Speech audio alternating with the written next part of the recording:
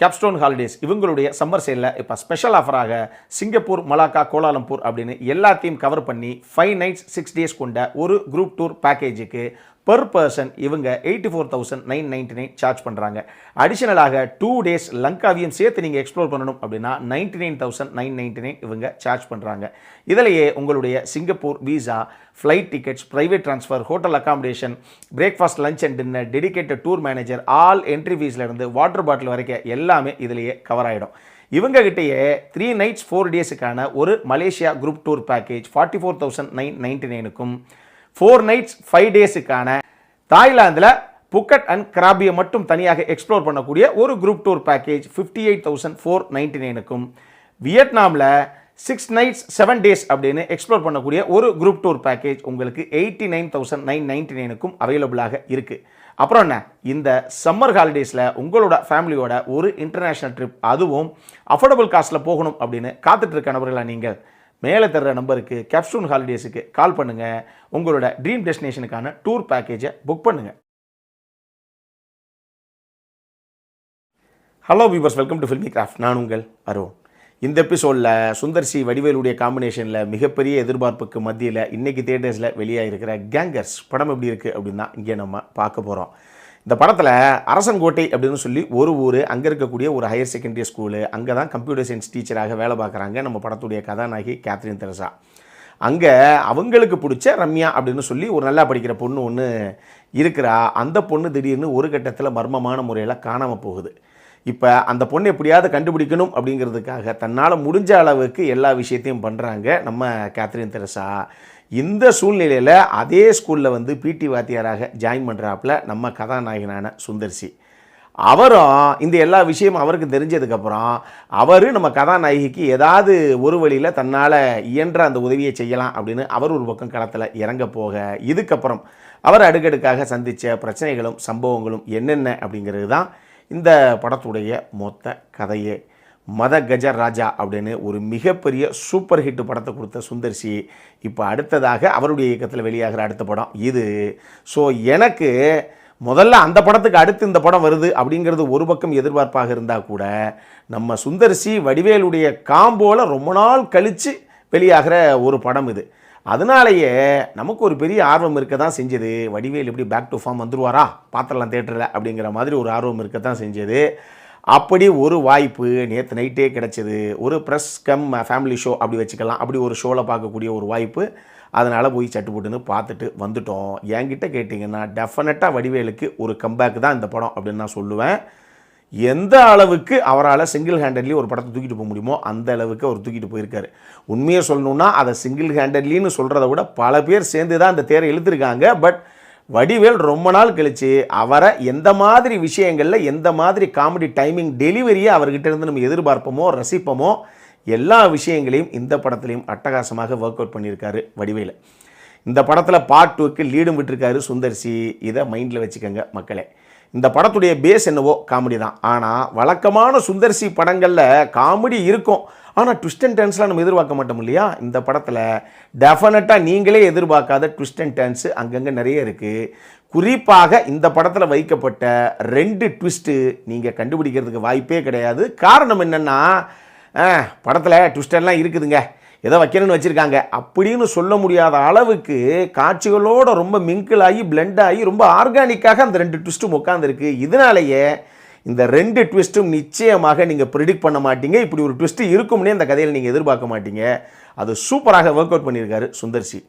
இன்னொரு பக்கம் காமெடி படங்களை பொறுத்தளவுக்கு எப்பயுமே 2 விஷயங்களை நம்ம முன்வைக்கிறது உண்டு. ஒன்று, comedy is always been a serious business. அது அவ்வளவு லேஸில் நீங்கள் ஸ்க்ரீனில் கன்வெர்ட் பண்ணிட முடியாது. பட் அது ரொம்ப ஈஸியாக நேச்சுரலாக ஒரு ஃப்ளோலையே ஒர்க் அவுட் பண்ண தெரிஞ்ச ரொம்ப ரொம்ப விரல் விட்டு எண்ணக்கூடிய இயக்குநர்களில் சுந்தர் சி தான் முக்கியமான ஒரு நபர். சுந்தர் சிங்கிற அந்த பேருக்கு தான் இவ்வளவும், அதுதான் அந்த பிராண்டே. அவரால் மட்டும்தான் காமெடி படங்களை இந்த அளவுக்கு ஒர்க் அவுட் பண்ண முடியுமோ அப்படிங்கிற மாதிரி தான் இந்த படம் பார்க்கும்போதும் எனக்கு தோணுச்சு. இன்னொரு விஷயம், காமெடி அப்படிங்கிறது சப்ஜெக்டிவ் தான். அது இப்போ எனக்கு ஒரு காமெடி சீக்வன்ஸ் எந்த அளவுக்கு ஒர்க் அவுட் ஆச்சோ அதே அளவுக்கு உங்களுக்கும் ஒர்க் அவுட் ஆகணும் அப்படின்னு எந்த நியதியும் கிடையாது. ஒருத்தருக்கு ஒர்க் அவுட் ஆன காமெடி இன்னொருத்தருக்கு ஒர்க் அவுட் ஆகாமையும் போகலாம். ஸோ இதையும் நீங்கள் மைண்டில் வச்சுக்கணும். இந்த படத்துடைய ஃபர்ஸ்ட் ஹாஃபோட கம்பேர் பண்ணும்போது செகண்ட் ஹாஃப் வேறு லெவல் பிளாஸ்ட்டு, வேறு மாதிரி ஃபயராக போகும். அவ்வளோ விஷயங்கள் இருக்குது. குறிப்பாக இந்த படத்துடைய செகண்ட் ஹாஃபில் வரக்கூடிய அந்த ஹைஸ்ட் சீக்வன்ஸு அது மொத்தமாகவே ஈவன் வடிவேல கூட ரொம்ப நாள் கழித்து ஒரு லேடி கெட்டப்பில் நம்ம பார்க்குறோம்.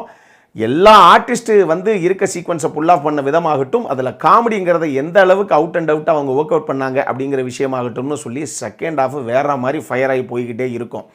ஃபஸ்ட் ஹாஃப்லேயே கூட இந்த படத்தை பொறுத்தளவுக்கு எனக்கு பார்க்கும்போது மேட்டுக்குடி படமாகட்டும், தலைநகரம் படமாகட்டும், இந்த மாதிரி ஒரு சில படங்கள் லைட்டாக மைண்டுக்கு வந்துட்டு போகத்தான் செஞ்சது. அது அதிகமாக நான் இங்கே பேச முடியாது, நீங்கள் படத்தை பார்த்தே தெரிஞ்சுக்கங்க. ஆனால் ஃபஸ்ட் ஹாஃப்லேயே கூட மைம் கோபியை தான் அடித்தேன் அப்படின்னு சொல்லி வடிவேல் பிரிட்டன் பண்ணக்கூடிய அந்த ஒரு காட்சி. அதே மாதிரி ஏன்பா உனக்கு போடுறதுக்கு வேறு வேஷம் இல்லையா அப்படின்னு சுந்தர்சியை பார்த்து வடிவேல் கேட்கக்கூடிய அந்த ஒரு காட்சி. சார்லஸ் அப்படின்னு சொல்லி ஒரு சின்ன பேரை மட்டும் வச்சு அதை வச்சு காமெடியாக ஒரு சீக்வன்ஸ் எழுதி அது எந்த அளவுக்கு வடிவேல் வச்சு ஒர்க் அவுட் பண்ணாங்க அப்படிங்கிற காட்சின்னு சொல்லி ஒரு சில சீக்வன்ஸு ஃபஸ்ட் ஹாஃப்லேயே அட்டகாசமாக அதகாலம் பண்ணியிருந்தது இந்த டீமு. பட் இவ்வளோ இருந்துமே எனக்கு இந்த படத்துடைய செகண்ட் ஹாஃப் தான் என்னுடைய பர்சனல் ஃபேவரட் அப்படின்னு சொல்லுவேன். செம்மையாக இருக்கும் இந்த படத்துடைய செகண்ட் ஹாஃப். குறிப்பாக இதில் அலெக்ஸாவை வச்சு ஒரு காமெடி ஒன்று ஒர்க் அவுட் பண்ணியிருப்பாங்க. அந்த காமெடி சீக்வன்ஸுக்கு டெஃபினட்டாக தியேட்டரே விழுந்து சிரிக்கும் மக்களே. நான் எழுதி தர்றேன் உங்களுக்கு. அந்த சீக்வன்ஸ் உங்களுக்கு சிரிப்பு வரலன்னு வச்சுக்கோங்களேன், சைக்காலஜிக்கலாக நிச்சயமாக ஏதோ ஒரு மிகப்பெரிய பிரச்சனை உங்களுக்கு இருக்குதுன்னு அர்த்தம். அந்த டைமிங் டெலிவரி தான், அந்த மேஜிக் தான் சுந்தர்சி கையில் வச்சுருக்காப்புல. அது எப்படி அவர் படத்துக்கு படம் ஒர்க் அவுட் பண்ணுறார் அப்படிங்கிறது அவருக்கு தான் வெளிச்சம். இந்த படத்தை பொறுத்தளவுக்கு சுந்தர்சி ஆகட்டும், வடிவேல் ஆகட்டும், கேத்ரின் தெரசாவாகட்டும், முனிஷ்காந்த், நம்ம பக்ஸு பகவதி பெருமாள் ஆகட்டும், ஹரிஷ் பெராடி, அருள்தாஸு, மைம் கோபி, இவங்க எல்லாரும் அவங்கவுங்க எடுத்துக்கிட்ட கதாபாத்திரத்தை ரொம்ப நேர்த்தியாகவே கொண்டு வந்திருக்காங்க. நம்ம வாணி போஜனை பொறுத்தளவுக்கு ஒரு சின்ன கதாபாத்திரம் தான். பட் அந்த கதாபாத்திரத்துக்கு என்ன தேவையோ அதை இன் டேர்ம்ஸ் ஆஃப் பெர்ஃபார்மன்ஸு சூப்பராகவே அவங்க புல் ஆஃப் பண்ணியிருக்காங்க. இந்த படத்துடைய கிளைமேக்ஸில் ஒரு சூப்பரான ட்விஸ்ட் இருக்குது அப்படிங்கிறத விட அதை ஒரு ஆக்டர் ஒருத்தர் ஒரு சின்ன கேமியோ ஒருத்தர் பண்ணியிருக்காரு. அது யார் அப்படின்னு நான் சொல்ல விரும்பலை. படத்தில் போய் பார்த்தே தெரிஞ்சுக்கங்க. அந்த ஆக்டர் வர்றது அப்படிங்கிறது ஒரு சர்ப்ரைஸ் எலமெண்ட்டாக இருந்தால் கூட அதுதான் ஒரு மிகப்பெரிய ட்விஸ்ட்டும் வேறு இந்த படத்தில். ஸோ இதோட விட்டுருவோம். இதுக்கப்புறம் மீதி என்னங்கிறத நீங்கள் பார்த்தே தெரிஞ்சுக்கங்க. சரி, இது எல்லாமே ஒரு பக்கம் இருக்கட்டும். அப்போ இந்த படத்தில் வேறு பிரச்சனையே கிடையாதா அப்படின்னு கேட்டிங்கன்னா, நான் முதல்ல ஒரு விஷயம் சொல்லிட்டேன். எனக்கு செகண்ட் ஹாஃப் ரொம்ப ரொம்ப பிடிச்சிருந்தது. ஃபஸ்ட் ஹாஃபை பொறுத்தளவுக்கு இதை ஒரு காமெடி படம் அப்படின்னு பண்ணாமல் ஒரு கமர்ஷியல் படமாகவே பண்ணியிருக்காரு சுந்தர்சி அப்படிங்கிற மாதிரி தான் நான் சொல்லுவேன்.